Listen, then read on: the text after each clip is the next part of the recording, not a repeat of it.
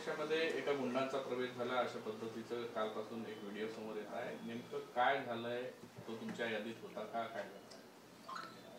काल संध्याकाळी माननीय उपमुख्यमंत्री एकनाथजी शिंदेसाहेब व आमच्या पक्षाचे मुख्य नेते नागपूर दौऱ्याला होते आणि पूर्व विदर्भातील अनेक पक्षातील अनेक कार्यकर्त्यांचा काल प्रवेश हा बँकेट हॉल जे आहे मेट्रोचा त्या ठिकाणी होता. त्यामध्ये त्या हॉलच्या कॅपॅसिटीच्या हिशोबाने मला वाटते 600-700 लोक त्या ठिकाणी उपस्थित होते. बाहेरसुद्धा 200-300 लोक उभे होते त्याच्यामध्ये. आणि पूर्ण पूर्व विदर्भ, नागपूरसह पूर्व विदर्भाचे सगळे कार्यकर्ते त्या ठिकाणी प्रवेश घेण्यासाठी आले होते. आता आम्हाला प्रसारमाध्यमाच्या माध्यमातूनच काल कळलं की युवराज मातनकर नामक कोणीतरी व्यक्ती, नागपूरचा व्यक्ती आहे आणि त्यांनी पक्षप्रवेश घेतलेला आहे का, तर त्याबद्दलची माहिती आम्हाला त्या कार्यक्रमात नव्हती.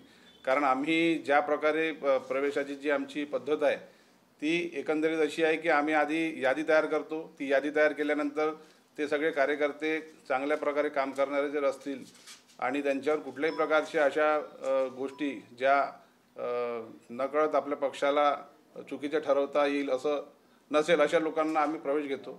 आणि सगळी रितसर यादी जी आमच्याकडे ती होती त्याच्यामध्ये युवराज मातनकर नावाचं व्यक्तीचं नाव नव्हतं. त्यामध्ये नागपूरमध्ये जे प्रवेश झाले त्याच्यामध्ये शिक्षकांचे प्रवेश झाले. एक 35 लोक शिक्षक आहेत, त्यांनी प्रवेश घेतले. आमच्या मुस्लिम समाजाचे बांधव जे आहेत त्यांनी मोमीनपुऱ्यातल्या 40 लोकांनी त्यांनी प्रवेश घेतले.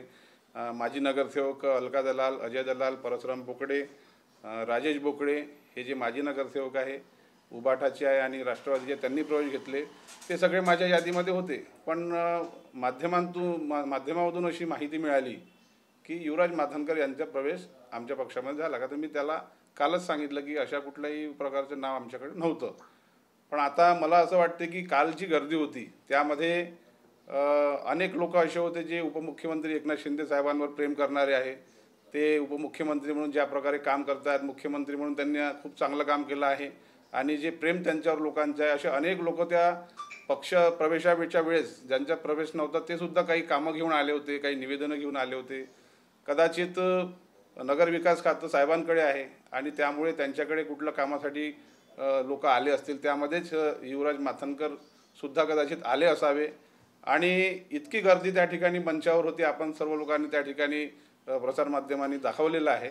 त्या गर्दीमध्ये कदाचित चुकून त्यांचा प्रवेश झालासुद्धा असेल किंवा त्यांनी दुपट्टा, आता पक्षाच्या त्या ठिकाणी कार्यक्रम होता, आमच्या कार्यकर्त्यांनी एखादी त्यांना दुपट्टा घालून दिला असेल आणि तो प्रसारमाध्यमाच्या म्हणजे चित्रफितीमध्ये दिसायला लागला असं मला त्या ठिकाणी वाटते. पण ऑफिशियली म्हणजे आमच्या कार्यालयामध्ये कुठल्याही प्रकारच्या या अशा व्यक्तींनी, युवराज मातनकर या नामक व्यक्तींनी शिफारस केली नाही त्यांच्या बाबतीत कोणी, किंवा त्यांनी विनंती केली नाही की आम्हाला तुमच्या पक्षामध्ये प्रवेश घ्यायचा आहे. आणि म्हणून ऑफिशियली आमच्याकडे तसं कुठलंही नाव कालपर्यंत नव्हतं.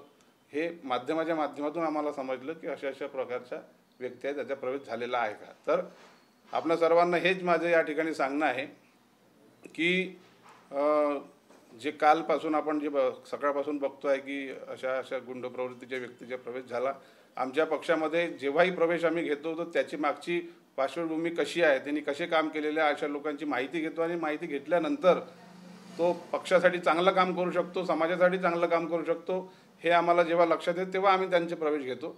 आणि म्हणून हा प्रवेश जो आहे हा प्रवेश झालेलाच नाही आहे असं मी या ठिकाणी जाहीर करतो. कुठेतरी ज्या पद्धतीने तो व्यक्ती तिथे आला तो कोणाच्या ओळखीतून आला काय, याची सगळी चौकशी झाली पाहिजे असं वाटते का? त्याची मागणी करणार, नक्कीच पोलिसात तक्रार करणार आहे, पोलिसांना माहिती देणार आहे काय? नक्कीच या बाबतीत चौकशी यासाठी झाली पाहिजे कारण एक शिस्त आमच्या पक्षामध्ये आहे. माननीय एकनाथ शिंदे साहेबांनी जेव्हा मुंबईला बैठका असतात जिल्हा प्रमुखाच्या, तेव्हा त्यांचं हे नेहमी सांगणं असते की अशा लोकांना पक्षामध्ये प्रवेश घ्या ज्याच्या आल्याने जनसामान्य लोकांना आधार मिळेल, त्यांना मदत मिळेल. आणि म्हणून आम्ही प्रत्येक जी यादी पक्षप्रवेशाची असते ती तपासतो आणि त्यानंतरच त्यांना प्रवेश देतो. आपण जसं सांगतायत की ती व्यक्ती आली होती, याला आम्ही नाकारत नाही, कदाचित ते आले असेल. तो सार्वजनिक ज्या ठिकाणी तो कार्यक्रम होता आणि तुम्हाला जसं सांगितलं की नगरविकास खातं माननीय साहेबांकडे आहे, त्यामुळे अनेक लोक त्या ठिकाणी निवेदनंसुद्धा घेऊन आलेले होते. ते कोणाच्या माध्यमातून जर आले असतील तर त्याची आम्ही तपासणी करतो आहे आणि तसं जर झालं असेल तर त्याची निश्चितपणे माहिती आम्हाला ते मिळणार आहे. पण आतापर्यंतची आमची जी माहिती आहे ती अशी आहे की कोणाच्या माध्यमातून अजूनपर्यंत नाव ते कोणाला आम्हाला आढळलं नाही. आता मी स्वतः मंच संचालन त्या ठिकाणी करत होतो आणि आमचे परत एक जिल्हा प्रमुख आहे जे चंद्रपूरचे आहे नितीन मते, ते सुद्धा होते. पण कदाचित त्यांच्यासुद्धा निदर्शनात ते आलेलं नाही हे नाव आणि मलासुद्धा ते माहिती नाही आहे. पण तुम्ही सांगता त्याप्रमाणे जर ते तिथे आले असतील तर कदाचित ते त्यांच्या कामाने त्या ठिकाणी आले असावे आणि इतक्या गर्दीमध्ये आता स्वतः साहेब त्यांना सवय आहे की कुठलाही कार्यक्रम असला की तिथे पूर्ण गोळखा जमा होतो. त्यांच्यावर प्रेम करणारे लोक इतके मोठ्या प्रमाणामध्ये या महाराष्ट्र राज्यामध्ये आहे.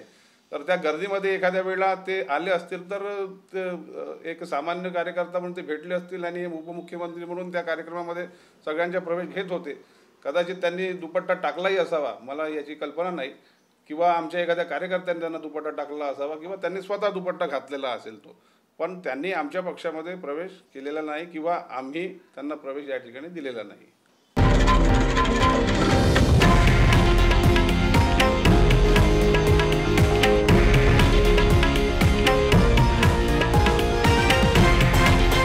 हे आहे देशातील नंबर 1 न्यूज नेटवर्क आणि आपण पाहत आहात TV9 मराठी, एकमेव.